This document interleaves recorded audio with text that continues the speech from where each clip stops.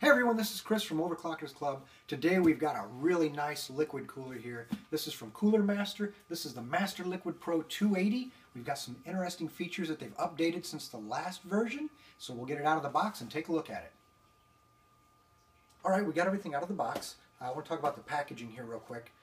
Everything had plastic bags on it, so I took the plastic bags off so we can see what's going on here. But the packaging is multi-layer, very thick cardboard.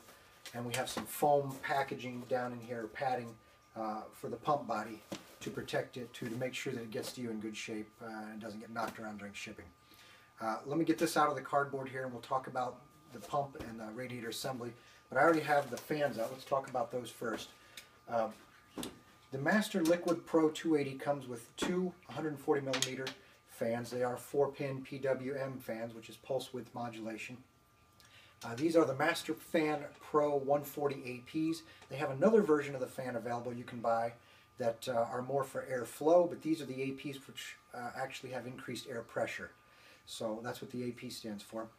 But these fans have very nice rubber insulation, rubber isolator pads here at each corner. They're very soft, flexible to help isolate any vibration and keep it from being transferred into the mount or the case or the radiator. We also have a little switch here. Might be hard to see. There'll be a picture of it on the web page. There's a little tiny switch here, and it's 3 positions, and it has a P, a Q, and an S. And the S is for silent, the Q is for quiet, and the P is for performance. And what we have are 3 RPM ranges. At the bottom, the silent goes all the way down to about 1500 RPMs. The mid-range is the quiet, which will run at a maximum of about 2200 RPMs. And then for the performance, when we turn it up to the P here, push the switch up to the P, we go all the way up to almost 2,800 RPMs. I tested the fan just a little bit ago, and I was just under 2,800 RPMs. So I think all the RPM representations there are accurate. So let me go ahead and get the radiator and the pump out of the packaging here and look at it in more detail. We have the cooler out of the box. Let's take a look at it in a little more detail. First thing I notice, Cooler Master added a really nice feature here. This is a nice little update. They put the braided nylon over the 2 coolant lines here. And we also have a little braided nylon sheathing here on the power cable for the pump. That's a 4-pin power cable there. The thing I noticed also, this pump is really large, very robust. Across the top here, this lens is actually clear, and there's a blue LED that will illuminate this in a nice blue glow. The other thing is we have our lines coming in from opposite sides. Typically, on a lot of all-in-one coolers, we have both lines coming in from one side of the pump. Cooler Master has a little different approach here with the MasterLiquid Pro. This is actually 2 chambers, so we have a low temperature chamber on top, and then the higher temperature is on the bottom. Now we'll have a graphic on the website that sort of illustrates this because it's kind of hard to tell when everything's assembled. But what they're trying to do here is separate the pump motor and the mechanism from the hotter fluid or the warmer fluid. So we have basically 2 chambers inside here. Here's a little transfer chamber to go from one side of the, or one half to the lower half there, the top half to the lower. Let's look at the bottom here. We have a very large copper plate here, the base plate. And the interesting thing here is it's actually machined. I haven't really seen any. They're usually all solid round or they're square or rectangular, but this one actually has a machined protrusion on there to sort of push out the section or the part of the plate that actually makes contact with the top of your CPU. So your CPU gets hot, transfers the heat to the thermal paste layer that gets applied here, and then the heat continues to pass through the copper where it gets transferred into the coolant and circulated through the radiator. And we'll talk about the radiator here a little bit. This thing is really robust, really solid. One of the first things I noticed with it is the frame. It is really, really heavy duty. The frame that connects the 2 side tanks. A lot of times these coolers, I've received them to where they are warped or potato chipped. They've been banged around in shipping.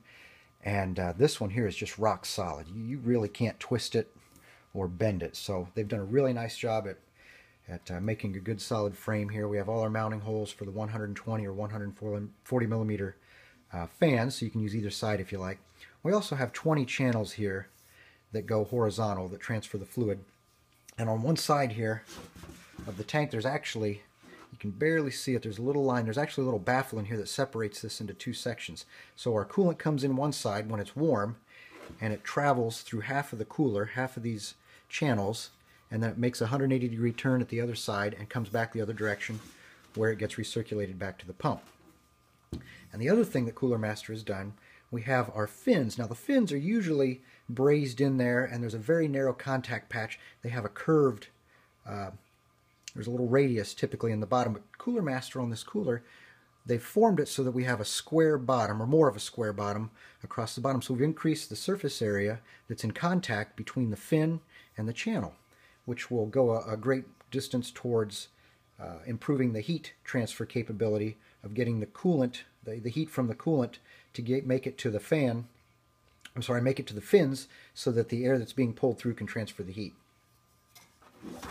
And I have a picture. I have an older cooler with a nice photo comparison, so you can see what the old fins used to look like on coolers, and then compared to what this looks like. Plus our fin density here, we've got much more surface area for our heat transfer. So we'll go ahead and get this installed, but next I want to talk about our hardware kit. We got all kinds of good stuff in this hardware box.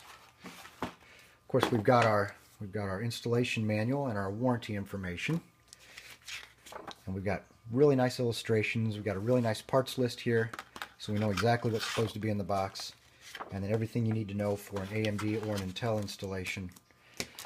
There, you've got the splitter here. This plugs into the motherboard, which allows you to run two fans off of one header, because the other header, typically there are two headers for your CPU cooling, and we'll use one to run the pump and the second one for the fans.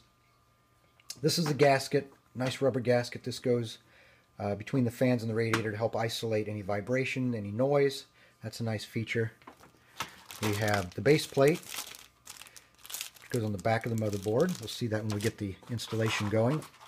And this is really nice. You have this nice little hardware tray that keeps everything organized. You can do a real quick visual reference and see that everything is there. All of our fan fasteners, all of our fasteners to mount the CPU cooler to the motherboard, and our thermal paste. Nice feature. And then we have our side brackets that go on the side flanges of the pump. And this is for your AMD or your Intel installation. So we will go ahead and get all this stuff installed to the OCC motherboard and start the thermal testing. Things are moving right along here as we get the mounting brackets installed to the pump flange. Two little screws there on each side that hold these little mounting brackets on there. And then we got the little base plate all built up for the Intel installation. Basically you install these little studs here, and they're little plastic clips that slide over and keep the studs from moving around. We've got our thermal paste here ready to go, and we'll get that on the motherboard. Next step is to get the cooler on there, and then we'll get it in the case. We got the pump all installed, mounted to the motherboard, no issues there at all. Brackets all installed very smoothly, no problems. And we got the little power connector there for the pump attached to the motherboard there. So now we're ready to put the motherboard into the case and power it up.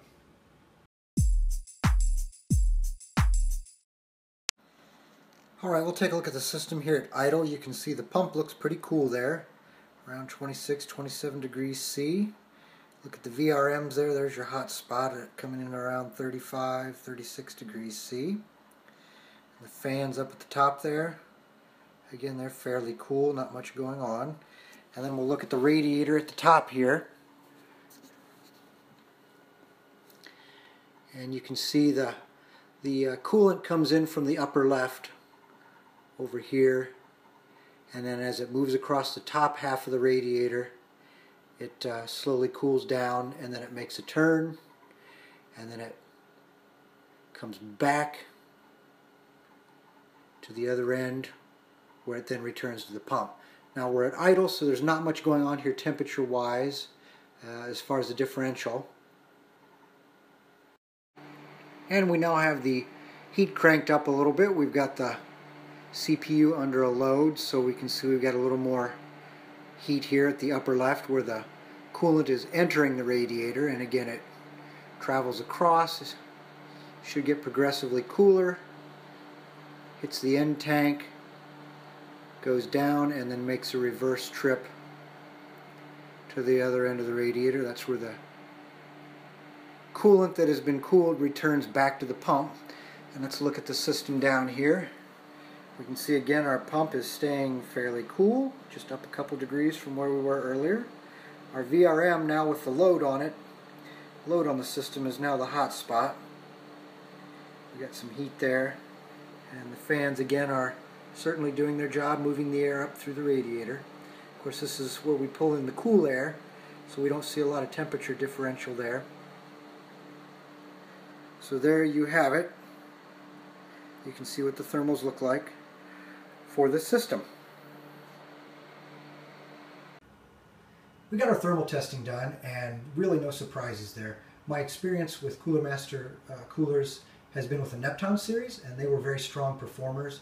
So this cooler really had its work cut out, and it did perform just slightly better than the Neptune series.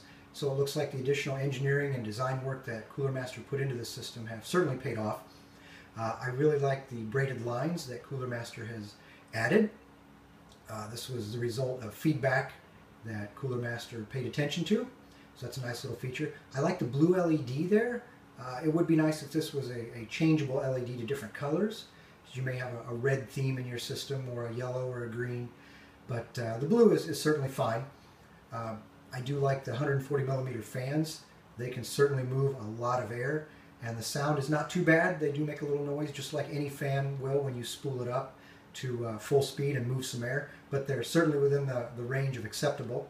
And the pump itself is just dead quiet. You can't hear it. Even at idle, when there's nothing going on, that pump is just absolutely quiet. No buzz, no hum, no vibration at all. Now this cooler comes in at the $129.99 price point, which I believe is fair for a cooler of this caliber, this quality, this size. And check around though, with the holiday season coming up, you might find a little better deal. So I think Cooler Master has a real winner here, especially with their flow-up technology, which involves the dual chamber pump. So we separate the warm liquid from the cool liquid. We have the square profile on the radiator fins, which helps in the efficiency. And we also have the ultra-fine micro channels that are on the copper plate, the base plate, and those go a long way towards improving efficiency also, the way the coolant is sprayed down through the center of these micro channels and radiates outward rather than coming in from one side and exiting on the other like your old standard style pumps do. So again, we have a really good cooler here. I'm very happy with it, and this is Chris with Overclockers Club. Thanks for watching.